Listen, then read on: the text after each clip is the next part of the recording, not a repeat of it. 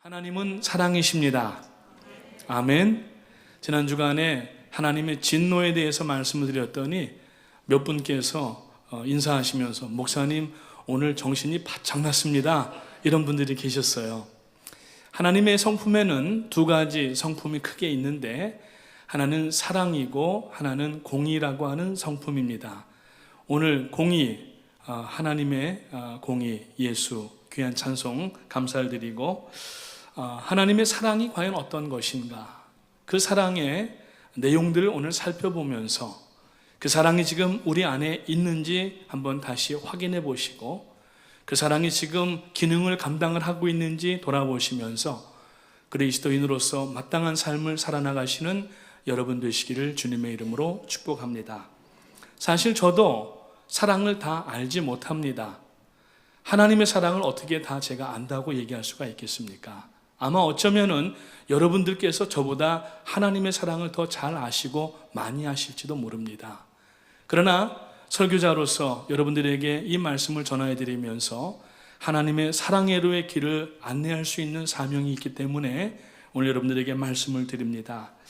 마치 장님들이 코끼리를 만지면서 코끼리의 넓적다리를 만지는 사람은 이 코끼리는 벽같이 생겼구나 이렇게 얘기할 것이고, 코끼리의 꼬리를 붙잡는 사람은 코끼리는 이렇게 가늘고 길게 생겼구나 이렇게 얘기할 것이고, 어떤 사람은 코끼리의 코를 만지면서 이렇게 코가 두껍고 길게 생겼네. 또 어떤 사람은 상아를 만지면서 코끼리는 이렇게 딱딱한 물체에 앞이 뾰족하게 되어 있네 이렇게 느낄 수도 있습니다.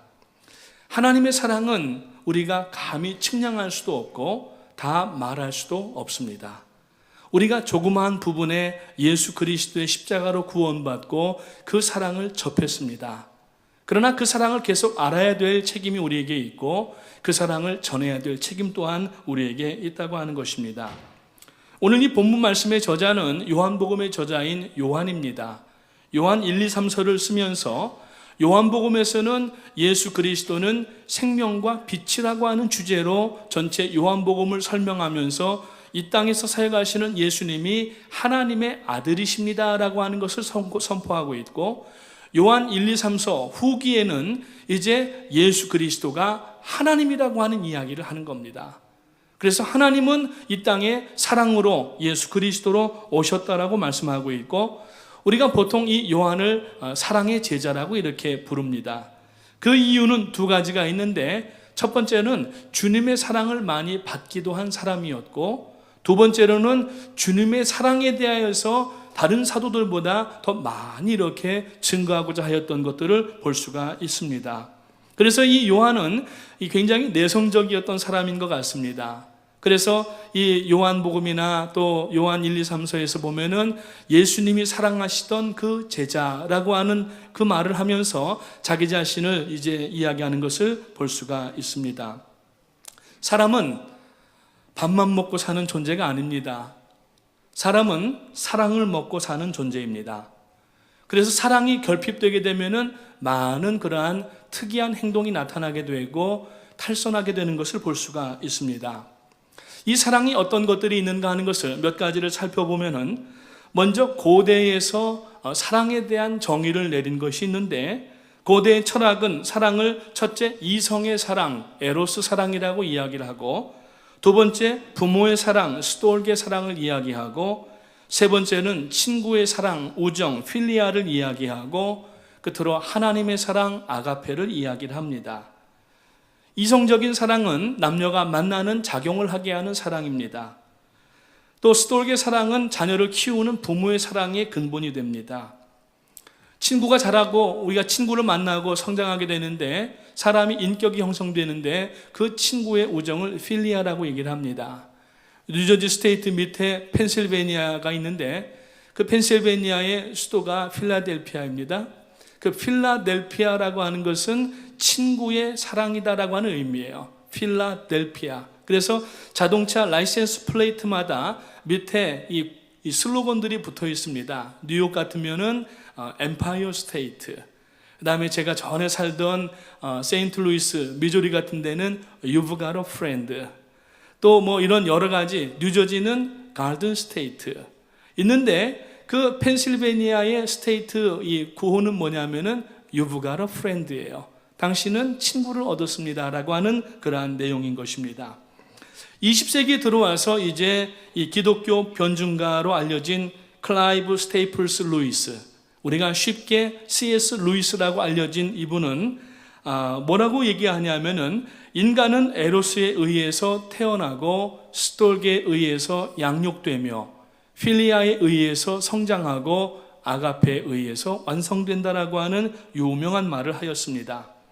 현대에 들어서서는 호주 태즈메니아 대학교 심리학 교수인 레이첼 그리브라고 하는 교수께서 7가지 사랑을 이야기를 했는데, 첫 번째는 열정적 사랑, 남녀 간의 사랑을 얘기를 했고, 두 번째는 유의적 사랑, 루더스라고 하는 사랑을 얘기했고, 세 번은 친구 같은 사랑을 얘기했고, 그 다음에 유의적 사랑, 매니아라고 하는 사랑을 얘기하며, 실용적이고 실질적인 사랑, 플라그마라고 하는 사랑을 얘기를 하고, 헌신적인 사랑을 아가페 사랑이라고 얘기를 하며, 마지막으로 정신적인 사랑을 플라토닉 러브라고 그렇게 정의를 했었습니다. 요한은 본문에서 세상의 사랑과 그 질과 차원이 다른 사랑을 소개하고 있는데, 오늘 본문에서는 하나님은 사랑이시라고 하는 말이 2번이나 나오는 것을 볼 수 있습니다. 먼저 8절 말씀을 보게 되면은 하나님은 사랑임이라고 말씀하고 있고, 16절 말씀에도 보면은 하나님은 사랑이시라고 말씀을 하고 있습니다. 그러면 이 요한이 전하는 하나님의 사랑이라고 하는 것은 도대체 무엇인가 하는 것을 오늘 우리가 살펴보면서, 내 안에 있는, 우리 안에 있는 하나님의 사랑이 이제는 있는 것으로만 존재하는 것이 아니라 액티베이트 되어서, 작동하여서 사랑의 결실과 열매들을 맛보시는 신앙이 되시기를 주님의 이름으로 축복합니다. 첫 번째로, 하나님의 사랑은 모든 사랑의 근원이 되는 것입니다. 먼저 하나님은 사랑이시라고 하는 말은, 하나님은 모든 사랑의 근본이시라는 말로서, 물은 근원이 있습니다. 바다에 물이 많이 있지만 이 물이 어떤 하천과 시냇물을 통하여서 강으로 유입이 되고, 이 시내는 수원이 반드시 있게 됩니다. 그 근원이 있게 됩니다. 모든 것에는 근원이 있습니다. 마찬가지로 하나님의 사랑에도 근원이, 모든 사랑에도 하나님의 사랑의 근원이 있게 되는데, 요한복음 13장 34절 말씀해 보니까 새 계명을 너희에게 주노니 서로 사랑하라. 내가 너희를 사랑한 것 같이 너희도 서로 사랑하라고 말씀하면서 예수 그리스도께서 사랑하셨다라고 말씀을 하고 있습니다. 주님의 사랑은 정말 하늘을 바다 그 두루마리 삼고 바다를 먹물 삼아도 다 기록할 수 없는 그러한 광대하신 사랑이신데, 그러면 하나님의 사랑의 특징이 무엇인가? 먼저 하나님의 사랑의 특징은 하나님의 긍휼로부터 나오는 조건 없는 사랑이라고 하는 것입니다. 사람들이 사랑을 한다고 합니다. 남녀가 만나서 남녀 상열지사를 이룹니다. 열렬하게 사랑합니다. 그리고 결혼하게 됩니다. 그래서 결혼할 때 하는 이야기는 사랑하기 때문에 결혼한다고 이야기를 합니다. 그러나 그것은 아마 20%나 30%는 사랑일지 모르지만 나머지 80%나 70%는 조건을 보고 결혼하는 것입니다. 만약에 사랑으로만 결혼했다고 하면은 아무리 어려운 상황을 맞이하더라도 갈라지는 일이 없을 텐데, 오늘날 젊은 세대에는 결혼하는 사람들의 지금 현재 3분의 1 이상이 갈라지고 있다는 사실입니다. 그 이야기는 뭐냐 하면은 사랑으로 결혼한 것이 아니라 자기의 어떤 그 미래를 위하여서 조건의 만남을 앞에 두었기 때문인 것이죠. 그러나 하나님은 사랑하시되 우리를 아무런 조건 없이 사랑하시고, 누구든지 예수 그리스도를 믿기만 하면은 하나님의 사랑 안에 거하고 그 사랑을 얻는 사람을 만들어 주셨다고 하는 것입니다. 칼빈의 5대 강령이라고 하는 것이 있습니다. 장로교에서 신앙생활 하시다 오신 분들은 아마 여러 번 들으셨을 말씀인데, 이 칼빈의 5대 강령은 장로교회에 혹은 또 개혁주의 신학의 근간을 이룬다고 그렇게 얘기해도 과언이 아닌데, 첫 번째는 전적 타락, 두 번째는 무조건적 선택, 세 번째는 제한적 속죄, 네 번째는 거부할 수 없는 은총, 다섯 번째는 성도의 견인이라고 하는 것이 있습니다. 여기 두 번째 부분은 unconditional election이라고 하는 것이 있는데, 조건 없이 뽑아주셨다라는 얘기예요. 이것은 무슨 말씀이냐면은 하나님의 사랑에는 조건이 붙어 있지 않다는 이야기입니다. 만약에 하나님이 조건을 내걸으셨으면은 오늘 우리 가운데 이 자리에 와 앉아 있을 수 있는 사람이 과연 몇 사람이나 되겠느냐 하는 것이고, 만약에 하나님의 사랑과 이 선택이 어떤 제한과 자격 조건이 주어진다고 하면은 그것은 보편적 구원에 상충할 수밖에 없습니다. 하나님은 사랑이신데 그 사랑은 끝이 없으셔서, 그래서 이 무조건적 선택을 하시게 되고, 그리고 제한적 속죄, 그러나 예수 그리스도를 믿어야만 속죄함을 얻을 수 있는 리미트를 만들어 주셨다는 얘기입니다. 그리고 나면은 예수 그리스도를 영접을 하고 하나님의 사람이 되면은 성령께서 인도하시는 가운데 거부할 수 없는 은총, irresistible grace를 우리가 누리게 되고, 그 사람은 고스란히 하나님의 그 천국까지 인도되는 성도의 견인 perseverance of the saints를 이제 체험할 수밖에 없다고 하는 것입니다. 그래서 앞에 이 total depravity, unconditional election 쭉 보게 되면은 앞에 그 이 첫 자만 떼어서 보면은 TULIP 이렇게 나오는데, 그래서 칼빈의 5대 강령을 튤립이라고 해서 옆에다가 여러분 튤립, 봄에 피는 꽃을 하나를 넣어 보았습니다. 여러분, 하나님의 사랑은 우리들에게 임하였는데 아무런 조건 따지지 않고 아무런 그러한 실리 따지지 아니하시고 우리들에게 거저 주신 사랑이신 줄 믿으시기를 주님의 이름으로 축원합니다. 앞에서 말씀을 나눌 때 스톨게의 사랑, 이 부모의 사랑, 어머니의 사랑을 얘기했습니다.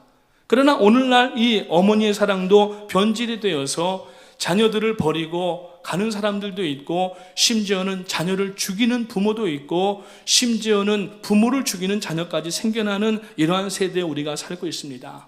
그래서 이사야서 49장 15절 말씀으로 보면은 여인이 어찌 그 젖먹이는 자식을 잊으며 자기에서 태어난 아들을 긍휼히 여기지 않겠느냐. 그들은 혹시 잊을지라도 나는 너를 잊지 아니할 것이라고 하나님께서 이사야 선지자를 통하여서 우리들에게 속마음을 보여주신 것을 믿으시기를 주님의 이름으로 축원합니다. 그래서 오늘 이 본문 말씀 9절에도 보니까 하나님의 사랑이 우리에게 이렇게 나타난 바 되었으니 하나님이 자기의 독생자를 세상에 보내심은 저로 말미암아 우리를 살리려 하심이라고 말씀하고 있습니다. 하나님이 우리를 사랑하시고 독생자를 보내셔서 죽이신 것은 우리를 살리려고 하는 목적이 있었던 겁니다. 세상에 많은 종교들이 있습니다. 그러나 그 종교는 신을 달래는 종교들입니다. 제사상 차려놓고 또 영험한 그러한 이 기운이 있다고 하는 바위나 나무나 어떤 물체나 해와 달과 또 바다에 또 용왕신이 있다고 해서 바다에 고기 잡으러 나갈 때 용왕제를 드려서 파도가 일어나지 않도록 이 용왕을 잠잠하게 하고, 그래서 사람에 던져주는 그 제물로 연명하는 것처럼 보이는 그러한 하나님이 아니라 우리가 섬기는 하나님은 자존하시는 하나님이시고, 하나님이 위로를 받기 위하여서 우리를 사용하시는 것이 아니라 오히려 우리를 구하기 위하여서 사람의 몸을 입고 이 땅 가운데 육신을 입고 오신 하나님이심을 우리가 알아야 한다고 하는 것입니다. 그래서 우리는 하나님의 사랑의 그 최적을 구할 수가 있습니다. 수년 전에 돌아가신 강원도 하사미리에 예수원을 설립하시고 한국 기독교계에 큰 영향을 끼치시고 목사님들의 목사님으로 이렇게 생을 사셨던 대천덕 신부님이라고 하시는 분이 있습니다. 제가 생전에 2번을 만나뵌 적이 있었는데, 지금 이렇게 말씀드리면은 좀 오해하지 마시고요. 예수님을 가장 많이 닮은 분 같이 보였습니다. 뭐 서양인이기 때문에 그런 것이 아니라 그분의 언어나 행동이나 모든 하시는 일을 보게 되면은 주님을 참 많이 닮으신 것 같다, 이런 마음을 가졌었는데, 그 목사님은 에베소서에 있는 이 그리스도의 사랑의 이 넓이와 길이와 높이와 길이를 재라고 말씀하면서 하나님의 사랑에, 예수 그리스도의 사랑에 최적을 구하라고 이야기를 합니다. 그러면 어떻게 우리가 그 최적을 구할 수가 있는가? 앞서서 말씀드린 것처럼 사랑이라고 하는 단어는 불가산 추상 명사로서 사람마다 느끼는 강도와 감정이 다릅니다. 어떤 사람에게는 사랑 그러면은 너무 스윗하고 따뜻하고 아름답지만 어떤 사람에게는 사랑을 아예 느껴보지도 못하고 어뷰즈당하는 그러한 사람들도 있습니다. 그러니까 사랑 그러면은 굉장히 몸서리쳐지는 그러한 이 느낌을 갖는 분들도 있습니다. 세상적인 육체적인 이 땅의 사랑은 온전한 사랑이 없습니다. 그것은 하나님의 사랑을 맛보지 못하고 하나님을 알지 못하는 사람들이 경험하는 것들인데, 오늘 하나님의 사랑을 우리가 깊이 알게 되면은 이 사랑의 근원이 누구에서부터 오고 내가 어떻게 사랑해야 되고 내가 어떻게 믿음 생활 가운데 진행할 수 있는가 하는 것을 알게 될 줄로 믿습니다. 먼저 하나님께서 우리들에게 베풀어 주신 이 사랑은 구원케 하시는 사랑이라고 하는 것입니다. 우리는 원래 하나님의 은혜를 받을 만한 존재가 아니었습니다. 죄인이었습니다. 바울 사도는 자기 자신이 죄인 중에 괴수라고까지 이야기를 하고 있습니다. 그리고 로마서 5장 6절부터 11절 가운데 말씀해 보니까 바울 사도가 하는 말씀해 보니까 우리가 아직 죄인 되었을 때에 하나님은 우리를 향한 그 사랑을 철회하지 아니하시고 독생자 예수 그리스도를 보내주셨다라고 얘기를 하고 있어요. 우리가 만약에 누군가를 위하여서 좋은 마음을 가지고 도와주려고 했어요. 이 사람이 굉장히 어려운 가운데 있습니다. 그런데 이 사람이 그 내 마음도 알지 못하고 내 사랑의 어떤 몸짓과 의미를 곡해하고 거기에 대해서 반대하고 욕한다고 하면은 우리는 사람들은 이 사람이 내가 뭐 도와주지 않아도 되겠네 하면서 제껴놓게 될 것입니다. 그런데 하나님은 선지자들을 통하여서 구약 성경 내내 그 이스라엘 백성들에게 사랑의 고백을 하시고, 아까 이사야서에 써 있는 말씀처럼 그 고백들을 여러 차례 하시고, 내가 너희를 향한 나의 본심은 평안과 형통이라고 말씀하시고 저주와 형벌이 아니라고 말씀하시면서 이야기를 하심에도 불구하고 이 이스라엘 백성들은 선지자들마다 능욕하고 침뱉고 때리고 심지어는 죽이기까지 했다고 하는 것이죠. 그러면은 하나님 편에서 볼 때에는 이 참 괘씸하다, 사랑을 받을 만한 준비가 안 됐구나 그러면서 제껴놓으실 수도 있을 만한데, 하나님은 끝까지 그런 죄악 가운데 있으면서 하나님을 반역하는 이스라엘 백성들에게 독생자 예수 그리스도를 보내주시는 것을 철회하지 아니하고 결국 보내셨다라고 하는 것을 로마서에서 말씀을 하고 있다고 하는 것입니다.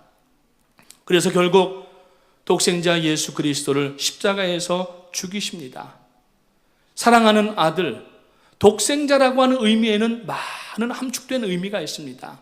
얼마나 사랑스럽고 존귀하다라고 하는 의미가 독생자라고 하는 그러한 의미가 있는 거예요.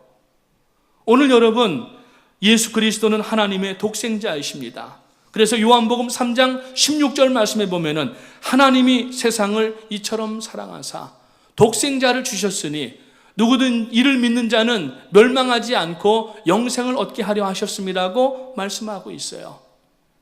여기 우리들에게 그 아들을 주셨다라고 얘기를 합니다. 주신 이유는 오셔서 땅에서 왕노릇하고 사람들을 통치하고 호령하는 것이 아니라 낮은 말구에 태어나셔서 불쌍하고 병든 백성들을 향하여서 저들을 가르치시고 천국 복음을 전하시고 질고도 고쳐주시고, 그리고서 결국에는 십자가에서 못 박혀 죽으심으로 말미암아 유대인들에게 국한된 것이 아니라 온 인류를 향하여서 unconditional love를 우리들에게 물과 피를 쏟으심으로 부어 주셨다라고 하는 것입니다.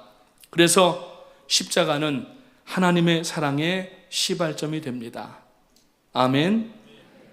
거기가 바로 근원이 되는 것입니다. 그래서 우리 안에 이 하나님의 사랑의 십자가가 없으면은 하나님의 사랑의 맛을 알지 못하고 그 사랑을 어떻게 행하는지를 모르게 되는 거예요. 본문에서 요한은 사랑의 이 출발점이 십자가임을 선포합니다. 10절 말씀해 보니까 사랑이 여기 있으니 우리가 하나님을 사랑한 것이 아니요 오직 하나님이 우리를 사랑하사 우리 죄를 위하여 화목죄로 그 아들을 보내셨습니다고 말씀하고 있습니다. 여러분, 우리가 생각할 때에 믿음의 깊은 단계에 들어가면은 하나님이 나를 먼저 사랑하시고 부르셨습니다 고백하지만, 아직 그 단계가 아니면은 내가 지금 많은 세계의 종교들이 있는데 그 종교 가운데 그래도 보니까 제일 신사적인 것 같고 제일 깔끔하고 그리고 또 제일 또 어떤 공부 같은 것도 하고 그게 기독교가 아닌가 싶어서 결정을 하고 내가 왔다고도 생각할 수가 있습니다. 그러나 오늘 요한은 이 본문에서 내가 하나님을 먼저 사랑한 게 아니라 하나님이 먼저 우리를 사랑하셔서 독생자를 보내셨다고 말씀하고 있습니다. 아멘. 오늘 여러분 하나님이 먼저 우리를 사랑하신 줄을 믿으시기를 주님의 이름으로 축원합니다. 그래서 19절 말씀해 보니까 우리가 하나님을 사랑한 것이 아니라 하나님이 우리를 먼저 사랑하셨다라고 말씀하고 있어요. 그래서 하나님의 사랑을 우리가 알지 못하면 사랑이 뭔지도 모릅니다. 그러니까 자꾸 세상 사람들은 사랑이 뭐냐고 물으신다면은 눈물의 씨앗이라고 말하겠어요. 그렇게밖에 대답을 못하는 거예요. 그러나 여러분 사랑이 뭐냐고 제게 물으신다고 하면은 그것은 십자가의 사랑이라고 말씀드리고 싶습니다. 인간적인 사랑은 그저 생식적이고 목적이 성적인 충만을 위해서 동물적이고 육감적이고 저차원적인 조건적인 사랑에만 있지만은 하나님의 사랑은 아무런 조건이 없는 고차원의 사랑이고 모든 사랑의 근본이 되고 그 사랑을 잘못 해석하고 잘못 역행하고 삐뚤어지기 때문에 사랑이라는 이름을 가지고 남들을 폭행하고 억압하고 욕하고 그렇게 하고 있다고 하는 것입니다. 사랑하는 성도님 여러분, 우리 성도가 지향하고 지내야 될 사랑은 오직 하나님의 사랑을 먼저 알고 그 사랑을 받아야만 한다는 사실을 기억하시기를 주님의 이름으로 축원합니다. 그래서 오늘 본문 7절 말씀에 보니까 사랑은 하나님께 속한 것이다라고 말씀하고 있어요. 사랑은 원래 우리의 것이 아닙니다. 사람들끼리 인간적으로 나누는 그러한 애정이나 우정이나 이러한 것 이전에 하나님의 사랑이 먼저 선제가 되어야 된다고 하는 것입니다. 그래서 오늘 여러분 이 아침에 여러분의 마음을 여시고 그리스도의 사랑을 받아들이게 되시기를 주님의 이름으로 축복합니다. 사랑은 구체적인 실천을 하는 것입니다. 복음을 전하는 것입니다. 하나님을 사랑하는 사람은 복음을 전함으로 말미암아 그 사랑을 실천하고 뿐만 아니라 그 사랑을 누리게 될 수가 있는 것입니다. 하나님을 믿고 하나님을 사랑한다고 하면서도 복음을 전하지 아니한다고 하는 것은 그것은 거짓이라고 야고보 사도도 이야기를 하고 있습니다. 그래서 오늘 우리가 하나님께 속한 것을 증명할 수 있는 신앙이 되시기를 주님의 이름으로 축복합니다. 우리가 배반과 상처와 고난 속에서도조차 이웃을 사랑한다고 하면은 이것이 바로 우리가 하나님께 속한 직접적인 증거가 된다고 하는 것입니다. 사랑은 오직 하나님의 속성이기 때문에 우리가 그 사랑을 가지고 있다면 우리는 하나님께 속한 자들로서 그것을 증거하는 삶을 살 수가 있는 것입니다. 그래서 오늘 7절 8절 말씀에서 분명히 말씀하는 것처럼 사랑하는 자들아 우리가 서로 사랑하자.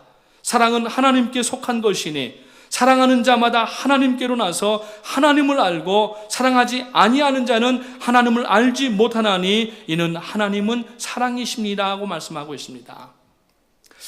사람이 지식을 가지고 살고 있습니다. 정도의 차이와 양의 차이는 있지만은 지식이 없는 사람은 아무도 없습니다.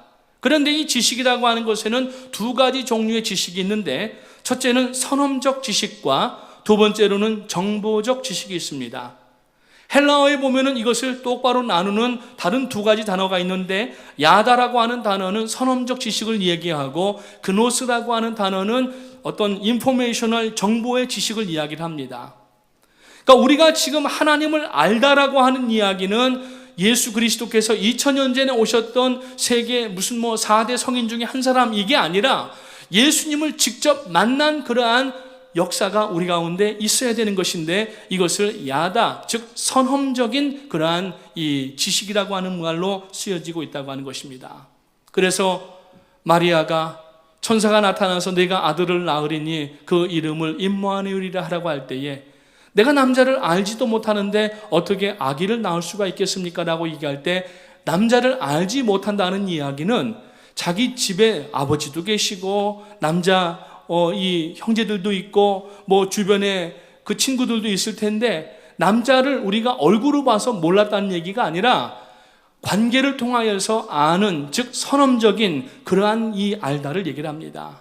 다시 말해서 마리아가 내가 남자와 관계한 적이 없는데 어떻게 아기를 낳을 수가 있겠습니까? 라고 할 때 천사가 분명하게 이야기한 것은 성령으로 말미암아 잉태될 것이다 라고 말씀을 하고 있는 것입니다. 사랑하는 성도님 여러분, 예수 그리스도의 사랑을 체험하시기를 주님의 이름으로 축복합니다.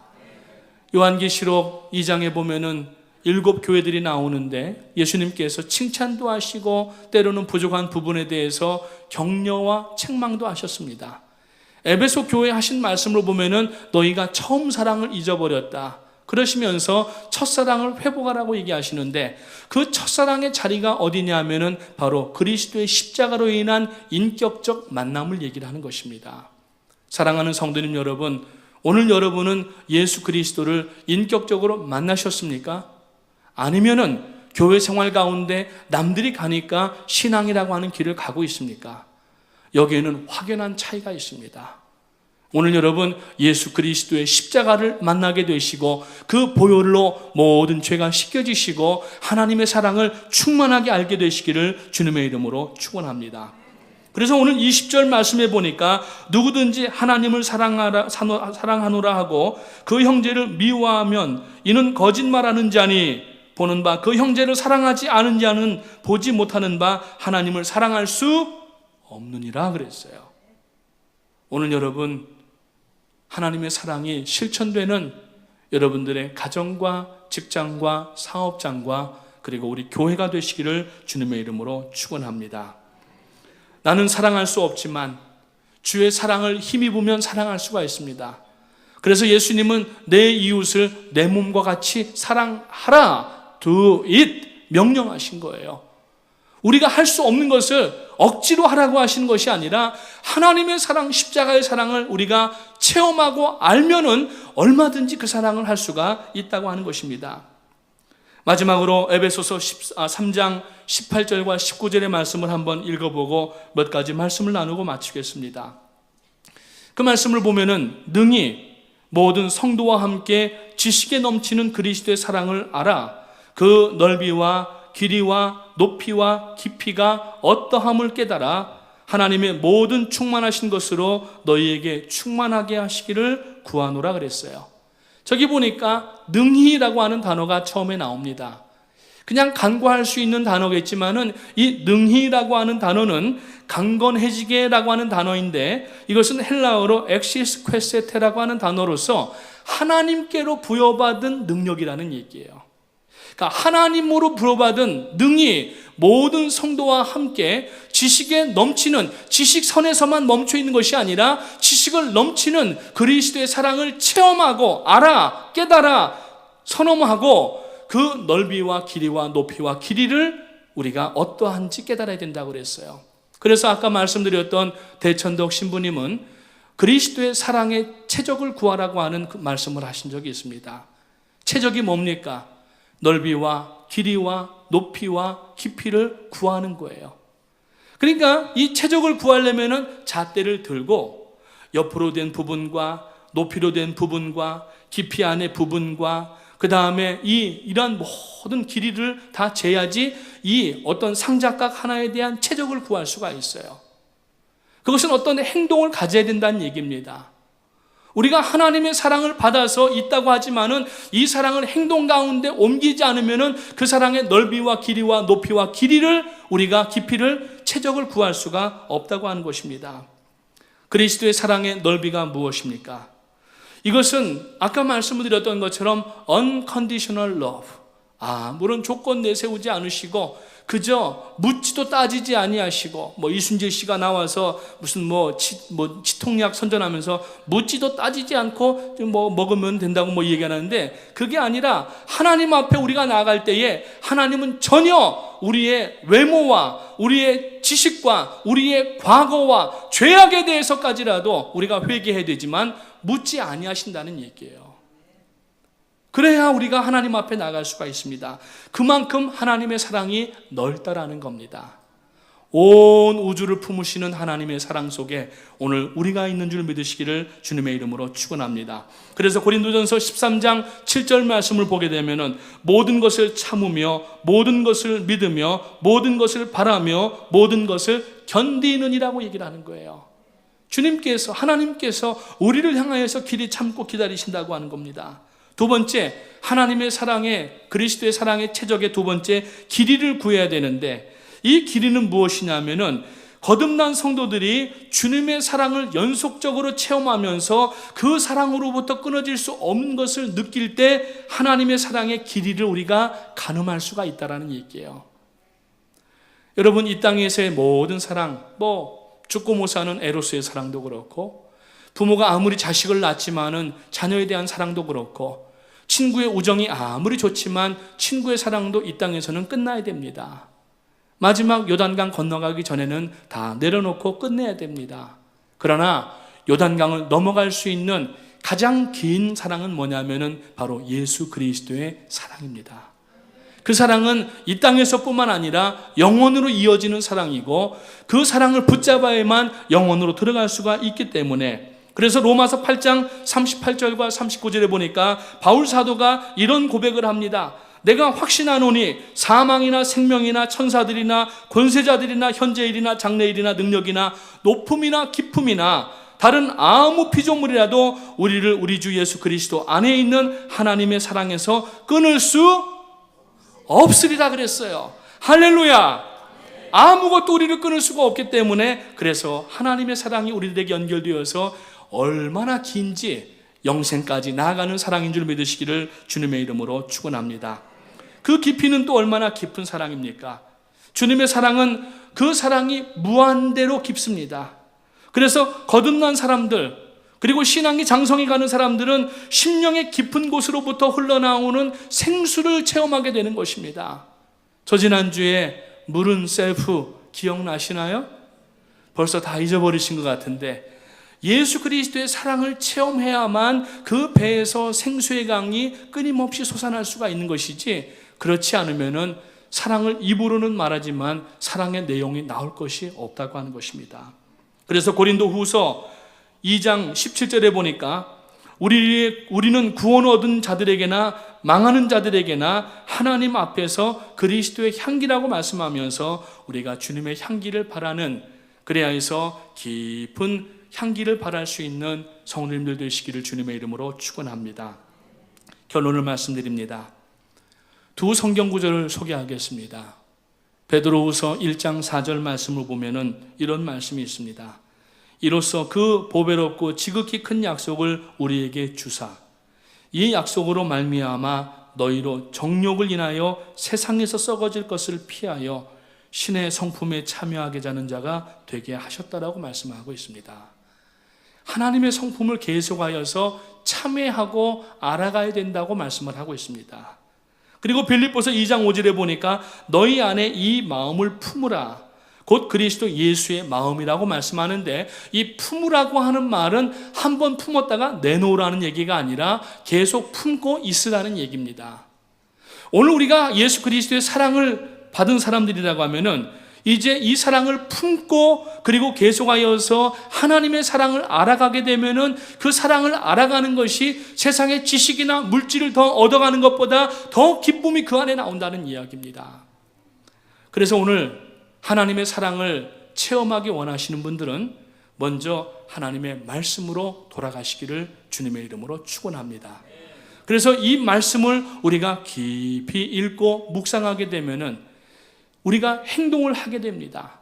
말씀을 읽거나 묵상하고 들었는데도 행동하지 않으면은 그 사람에게는 하나님의 사랑을 알 방법이 없습니다. 그냥 기노스코에 머물러 있는 거예요.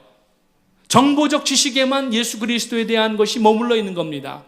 그러나 이 말씀을 듣고 그 말씀을 행동하면서 때로는 위태롭기도 하고 고난의 길이기도 하지만은 순종하고 나가게 되면은 그 길을 누가 인도하시느냐면은 하나님이 인도하시고 주님께서 역사하시기 때문에 이 길을 가면서 하나님을 느끼게 되는데, 그게 바로 뭐냐면은 하나님의 사랑을 체험하는 것이란 얘기예요. 말씀 듣고 행하지 아니하면은 하나님의 사랑을 아예 내가 체험하기를 별로 원치 않습니다 하는 말과 똑같은 것입니다. 사랑하는 성도님 여러분, 말씀을 먼저 읽으십시오. 그리고 들으십시오. 그리고 묵상하시기 바랍니다. 그리고 그 말씀대로 행동하시게 되면은 오늘 여러분, 오늘 이 본문 말씀에 나온 것처럼 하나님의 사랑이 우리들에게 임하였기 때문에 귀한 열매를 맺는 신앙이 되는 줄 믿으시기를 주님의 이름으로 축복합니다.